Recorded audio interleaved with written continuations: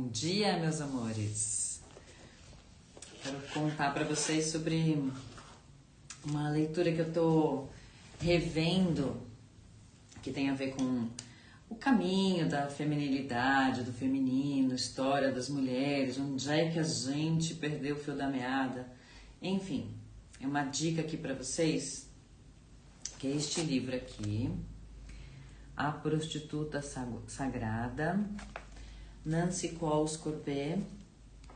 E eu li esse livro aqui quando eu estava na faculdade de serviço social.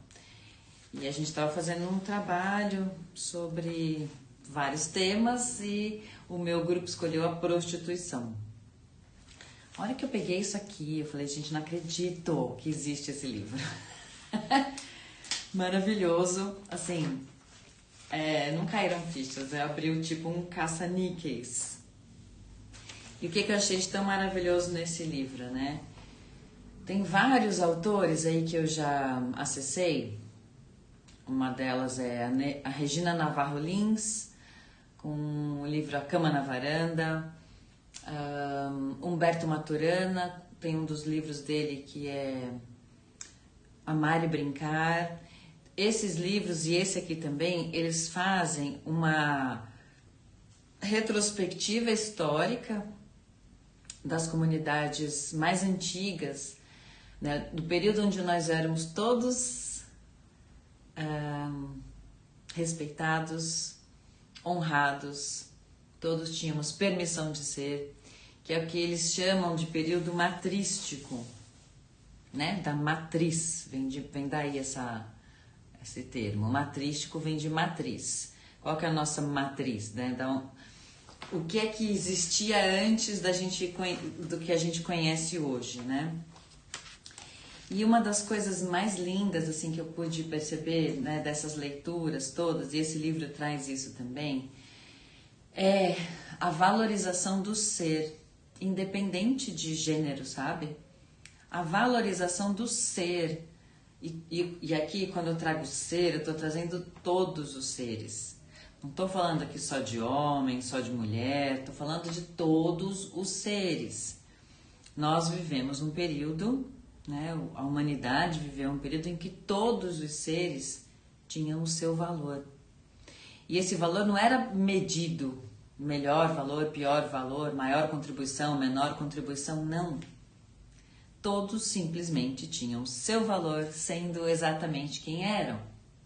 E isso tem muito do que a gente traz hoje com essas práticas do Access, né, de acessar este espaço de sermos únicos, sermos quem somos e sem competição, sem certo e errado, sem separação, né? Nós vivemos isso, isso também existe no nosso campo energético, nós sabemos ser isso, nós sabemos ser este espaço generoso, acolhedor, nós sabemos ser isso. E essas leituras todas, e essa daqui especificamente, esse livro é uma bomba, tá? Eu indico para homens e mulheres. Tem umas coisas aqui que são bem indigestas, mas importantes para a gente perceber onde é que a gente perdeu essa conexão essencial com a vida. E muito do que traz o livro tem a ver com a noção de propriedade, né? Poder, propriedade, posse. E, gente, dentro dessa história toda, as mulheres, o feminino não, a energia não, mas as mulheres, elas entraram num lugar de posse, de propriedade. E algumas mantiveram a conexão com a essência, né, que é o que o livro A Prostituta Sagrada vai trazer para nós, para nos convidar a lembrar do que é acessar esta força poderosa, que é a energia generativa da vida, que é a sexualidade. Então, faz aí uma varredura no seu repertório, né, e traz aí o que é que eu sei sobre sexualidade e como é que eu me sinto falando sobre esse assunto. Quando você escuta a palavra sexo, vou falar várias vezes, tá? Vê aí o que você percebe no seu corpo. Sexo, sexo, sexo, sexo, sexo, sexo, sexo, sexo, sexo. Como é que isso chega aí pra você? Vem de um lugar leve, generativo, expansivo, uhul, ou ai meu Deus, pare de falar esta palavra porque é muito difícil me relacionar com isso. Onde é que a gente desconectou dessa força, que é a força tão básica, que é generativa de vida? A força da sexualidade, do sexo e tudo que diz respeito a esse assunto, né? Cópula, transa, contato físico, sensações, prazer, tudo isso foi parar numa caixinha bem fechada, né, inacessível e desconfortável, e todas as vezes que a gente envereda por esse caminho vem uma saia justa, uma sensação de incômodo, ai meu Deus, tô falando disso mesmo. Gente, isso é base da vida, é básico. Eu tenho a grande... Voltou, né? Beleza. Então, eu fiz uma escolha na minha vida, e várias, né? Várias escolhas. Mas uma das escolhas que eu fiz é trabalhar com crianças. E é lindo observar quando as crianças começam a se conectar com essa força da sexualidade. Isso é muito pequenininho. Os bebês já têm isso, né? Assim, naturalmente, um prazer, né? Sentem prazer com todos os poros, sentem prazer com todos os sentidos e estão totalmente entregues às experiências do corpo, né? Experimentando sabores, experimentando temperaturas, experimentando odores. É incrível. E como isso é tão natural, e como isso vem de um lugar de uma pureza, de uma inocência que é tão natural. E aí eu vou acompanhando crianças crescendo, ficando um pouco maiores e explorando o próprio corpo. E quanto tabu vem com relação a isso. Se é menina, pior ainda. Se é menino, ainda pega o mais leve, mas com as meninas a coisa ainda é feia, sabe?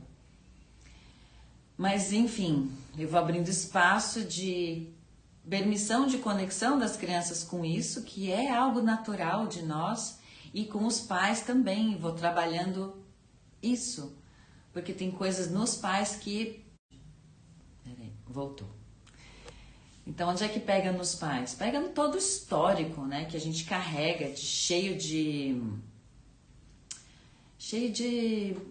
peso, né, com relação a esse tema. Gente, eu sei que tá caindo aqui um pouquinho a conexão, mas tá voltando, né? Voltou também. Bom, então eu quero ler só um trecho aqui para vocês, que é um trecho bem indigesto, tá? Vocês não vão achar bonito. Mas eu quero que vocês olhem para essa energia, que é a energia que paira em torno do tema, né, da sexualidade, do sexo, enfim, tudo isso, tá? Vou ler esse trechinho para vocês. É do livro da Prostituta Sagrada, página 47. Embora houvesse algumas restrições na vida das prostitutas sagradas, a maioria delas gozava de maiores privilégios do que as mulheres que levavam uma vida comum. Então aqui já está falando de um período onde as mulheres as profissionais do sexo, né, vamos chamar assim, elas eram separadas em categorias. Tinham as sagradas, super, né, de boa na lagoa, e tinham as prostitutas profanas, que é muito do que a gente encontra hoje com relação à prostituição, tá? As prostitutas profanas, no entanto, tinham vida difícil. Durante milênios, a prostituição profana foi predominante, como eram os bordéis, tavernas e lugares de entretenimento. Quando Pompeia foi escavada, algumas casas foram encontradas com símbolo fálico acima da entrada principal e dentro de algumas alcovas com pinturas sensuais nas paredes. Acredita-se que esses eram os lugares para onde meninas escravas das prostitutas, vai vendo, atraíam homens que buscavam entretenimento sexual. Durante o reinado de Trajano, apenas em Roma, havia 32.000 prostitutas registradas no gabinete do edil de acordo com a exigência da lei. Elas eram sujeitas a abusos, prisão e expulsão da cidade. A prostituta profana não era autorizada a andar em tipo algum de veículo e, por lei, prescrevia-se que suas vestes a distinguissem das outras mulheres. Tipo, marcada mesmo, né? Literalmente marcadas. Não lhe era permitido usar as ricas vestimentas purpúreas, roupas finas, sapatos ou joias que eram a marca da mulher de reputação. Na Grécia, seus cabelos costumavam ser pintados de amarelo ou vermelho e até de azul. A prostituta profana não era permitido misturar-se com a sociedade e, frequentemente, ela não podia andar pelas ruas durante o dia. Ela era proibida de entrar nos templos e de participar de qualquer cerimônia religiosa. Deixa eu cortar uma parte aqui que eu quero ir direto para o final. Olha só isso aqui. Em Roma era comum que mulheres, ainda que bem jovens, fossem enviadas para a prostituição como punição por crimes. Provavelmente o crime de ser mulher. Quando uma prostituta adquiria uma virgem como escrava, ou quando, como algumas vezes acontecera nos reinados dos últimos imperadores, uma virgem era entregue a ele para ser prostituída como punição por algum crime. A porta de sua casa era enfeitada com ramos de louro. Uma lâmpada de tamanho incomum era pendurada do lado de fora à noite e uma plaqueta dizia: aqui uma virgem foi recebida, enumerando seus encantos com cruel grosseria. Quando aparecia um comprador e se acertava a barganha, a infeliz menina, muitas vezes mera criança, era entregue à sua brutalidade. A desgraçada era retirada da alcova logo em seguida para que ele fosse coroado com louro pelas escravas do estabelecimento. A prostituição fora dos recintos do templo era, portanto, esporte cruel e brutalizante. A degradação da prostituta profana, que representa o lado negro da sexualidade feminina, era profunda. Ela representa exatamente a antítese da prostituta sagrada, cuja sexualidade reverenciava a deusa. Ainda assim, ambas existiam em justa posição. Pergunta-se o que levava algumas mulheres e homens ao templo do amor e outras e outros ao bordel. Forte, né? O que vocês acharam deste trecho aqui? Eu quis ler exatamente esse trecho porque aqui a gente está falando de uma época muito antiga, né? Mas qual que é a diferença que a gente tem hoje em dia? O quanto, né? Quanto a gente ainda vê serviços sexuais sendo oferecidos num lugar de total falta de cuidado, de... Como é que eu posso dizer isso? Eu percebo que essas mulheres ainda carregam essa energia da escravidão, sabe? Esse peso da posse, eu pago para ter relações sexuais, isso ainda tem uma relação muito ligada a essa época de escravidão ainda. Essa energia está no campo e tem muitas mulheres que estão vibrando essa energia ainda. E é muita hipocrisia, exatamente. Muita. E como seria, imagina só, como seria uma mulher ela escolher compartilhar saberes sexuais de um outro lugar. E ela pode fazer isso de várias maneiras. Ela pode fazer isso enquanto companheira de um homem e ela pode fazer isso inclusive como prestadora de serviço. Só que de um lugar, de um empoderamento e de uma conexão com a importância do que é esse tipo de serviço quando realmente feito em conexão. Quando eu estava casada, eu ficava imaginando, porque eu não estava muito afim de relação, assim, logo depois que os bebês nasciam, eu ficava um tempo de quarentena mesmo, assim, tipo de molho, sabe? E eu ficava pensando, caraca, né? Eu via o pai dos meus filhos com muita vontade de ter relação íntima e eu nenhuma. E eu falava, eu gostaria muito de encontrar uma mulher, né, que eu pudesse confiar o meu marido para ser cuidado nesse aspecto. Eu sou essa pessoa, sabe? Eu sou muito fora da caixa, gente, principalmente com relação à sexualidade. Eu queria encontrar uma mulher que fosse capaz de receber o meu marido para atendê-lo, para alimentá-lo, para nutri-lo de algo que era muito importante para ele naquele momento e que eu não estava disponível. Como seria se nós tivéssemos mulheres a cargo deste serviço com essa qualidade, com esse compromisso?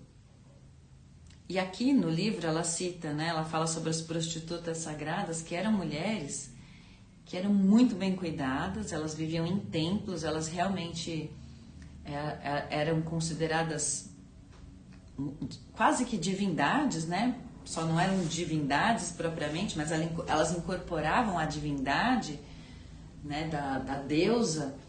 E essas eram as mulheres cujo trabalho era preparar os homens